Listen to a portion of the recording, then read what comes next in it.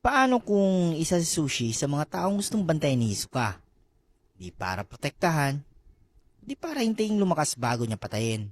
Sa Hunter x Hunter, bira lang mga batang nakakuha ng interes ni Hisoka. Si Gon, nakita niya bilang isang hinog na prutas na kailangan pang palakasin. Pero paano kung si Sushi naman ang napili niyang target? Isang batang tinawag ni Wing na 1 in 100,000 talent. Isang batang may kakaibang aura at isang karakter na hanggang ngayon ay halos walang impormasyon tungkol sa kanyang tunay na pamilya. May mga fans pang ang tatanong, paano kung ang dugong dumadaloy kay Sushi ay hindi ordinaryo? Kung sakaling dumating ang araw na magharap si Hisoka at Sushi sa Heaven's Arena, may pag-asa ba siyang mabuhay o magiging isa lang siyang bagong laruan ni Hisoka? Bago natin pag-usapan ang laban, kilalanin muna natin ang dalawang fighter. Si Hisoka ay isa sa may pinakamapanganib na non-user sa buong serye. Hindi siya lumalaban para sa pera o karangalan. Ang hinahanap niya ay mga taong may potensyal na maging pinakamalakas sa inaharap. Kaya hindi niya agad pinapatay si Nagon at Killua. Mas gusto niyang hintayin silang mahinog. At sa kabilang banda, si Sushi ay tila ordinaryong bata lamang. Ngunit ayon mismo kay Wing, isa siya sa 1 in 100,000 na may natural na talento sa nen. At kahit mas bata pa kina Gon at Killua, nakapag-aral na siya ng Ten, Ren, Zetsu at martial arts bago pa man sila.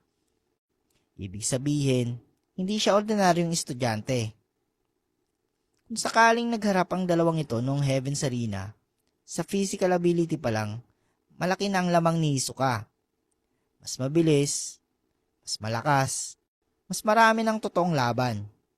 Ngunit ang tunay na dahilan kung bakit delikado si Hisoka ay ang kanyang pag-iisip. Habang lumalaban, patuloy niyang sinusuri ang potensyal ng kanyang kalaban. Kung makita niyang walang future si Sushi, posibleng isang atake lang katapusan ng laban. Pero kung makita niyang may parehong potensyal ito, gaya ni Gon, malamang hindi niya ito papatayin at gagawin niya ang ginawa niya noon kay Gon. Hahayaan niya itong mabuhay para balang araw ay maging mas masarap talunin at dito nagiging interesante ang lahat. Dahil hindi natin alam kung hanggang saan talagang limitasyon ni Sushi, hindi na siya muling naging sentro ng kwento pagkatapos ng Heaven's Arena. Kaya imposibleng malaman kung gaano na siya kalakas ngayon. At sa timeline ng Heaven's Arena, halos imposible para kay Sushi na talunin si Hisoka. Ngunit ang mas mahalagang tanong ay hindi kung sino ang mananalo, kundi makikita kaya ni Hisoka kay Sushi ang parehong potensyal na nakita niya kay Gon. Kung oo, posibleng isa rin si Sushi sa mga taong matagal nang nasa listahan ni Hisoka. At kung sakaling bumalik siya sa manga, maaaring hindi na siya ang batang lagi natin nakikita na talo.